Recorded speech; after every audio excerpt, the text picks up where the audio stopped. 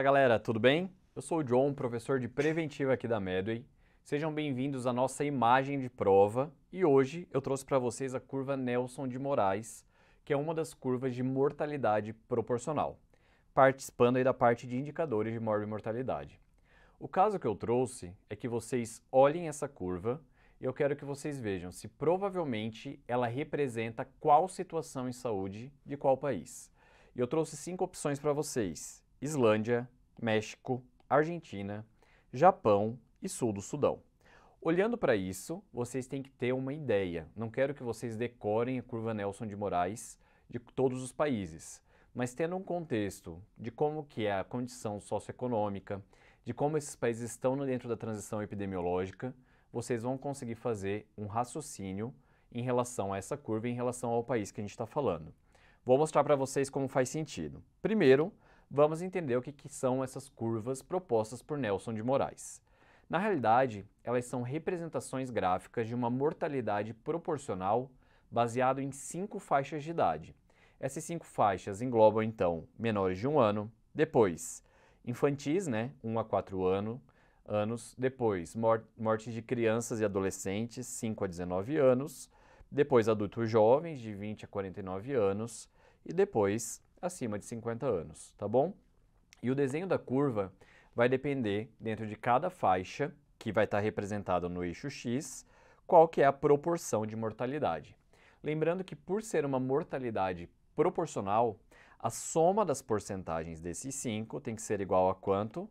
100, porque o proporcional diz respeito a uma porcentagem, que é a visão do total de mortalidade naquele país, ou naquela região, ou naquele município, ok?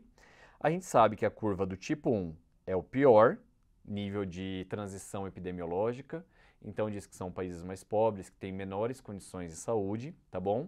São países mais subdesenvolvidos em relação aos outros, mais pobres de uma maneira geral, e o que a gente almeja é que a gente obtenha a curva do tipo 4, que é o melhor nível de saúde, a fase mais avançada de transição epidemiológica, pensando na nossa tripla carga de doenças, São doenças infecto-contagiosas, causas externas e doenças crônicas não transmissíveis, tá bom? Então, começando no nosso primeiro nível de curva, que vocês vão ver que é a mesma curva que eu trouxe no caso. Olhem aqui, menos de 1 ano, 1 a 4, 5 a 19, 20 a 49 e acima de 50. Eu vejo um grande número de crianças com menos de 1 ano morrendo. E do que elas morrem? Causas infecciosas, más condições de parto e de assistência perinatal, tá bom? Mas o que chama atenção é uma morte de adulto jovem. Então eu tenho ou doenças infecto-contagiosas ou causas externas causando óbito importantíssimo dessa população. Tem mais gente jovem morrendo do que pessoas acima de 50 anos. Isso indica que é um nível de saúde bastante ruim, ok? Curva do tipo J, do tipo N invertido, porque isso aqui forma como se fosse um N invertido, tá bom? Por causa desses 2 picos, é a pior forma, que a gente chama também de curva do tipo 1. A curva do tipo 2, vocês veem que a gente perde aquele problema de mortalidade de adultos jovens, mas, proporcionalmente, acaba tendo muito mais crianças menores de 1 ano morrendo em relação aos acima de 50 anos, indicando doenças infecto-contagiosas, desnutrição, indicando que o saneamento não está adequado, por isso que elas são mais vítimas em relação a isso, e uma má assistência de pré-natal, parto e nascimento.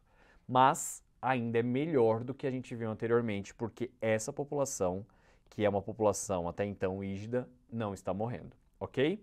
Então, curva do tipo L ou J invertido, ok? Tipo 2. A tipo 3, vocês vão ver que agora a gente está muito mais dentro da normalidade de ciclo de vida, no qual a gente tem uma alta proporção de pessoas acima de 50 anos morrendo, que é o que a gente espera por doenças crônicas não transmissíveis na sua grande maioria. Hipertensão, diabetes, infarto, AVC, por aí vai, ok? Mas a gente ainda vê uma alta proporção de menores de 1 ano morrendo, tá bom? Isso indica que, apesar de os idosos morrerem mais, ainda a gente tem uma importância na mortalidade infantil, que é um marcador de subdesenvolvimento, tá bom?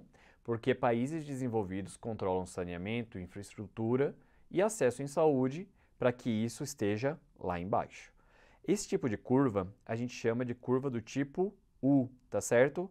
Com dois extremos de mortalidade, menores de 1 ano e acima de 50. Também chamada de nível 3 ou nível regular em saúde.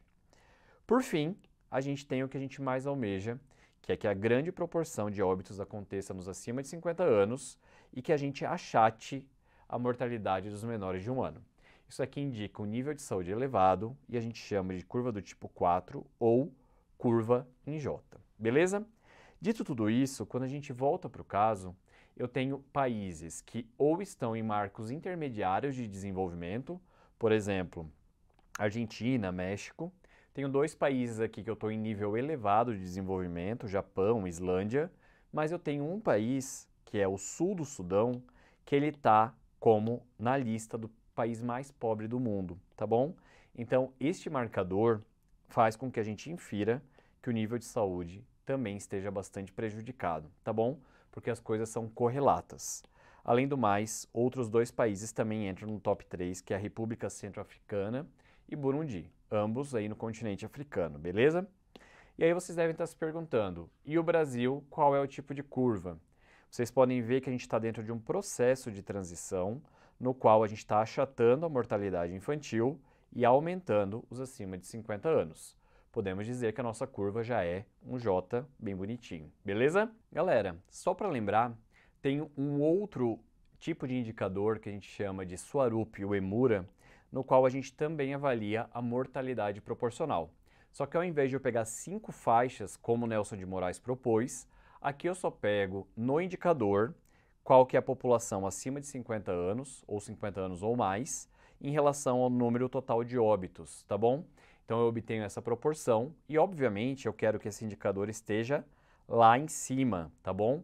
Então, dentro desse indicador, eu vejo que o grupo 1 são aqueles que eu tenho de cada 100 pessoas, pelo menos 75 ou mais morrendo acima de 50 anos, e o grupo 4 é o pior índice de Swarup, o Emura, no qual a cada 100 pessoas eu tenho pelo menos 25 ou menos morrendo acima de 50 anos. Para vocês terem uma ideia, em 2020 o Brasil tinha um ISO de 81,42.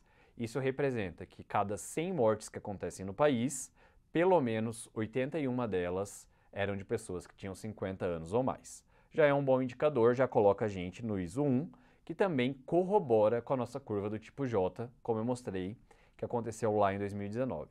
Ficou claro? Espero que tenham curtido. Isso não pode ser um tabu nem nas provas, nem na interpretação para a vida. E é isso. Bora para cima e vamos para a próxima.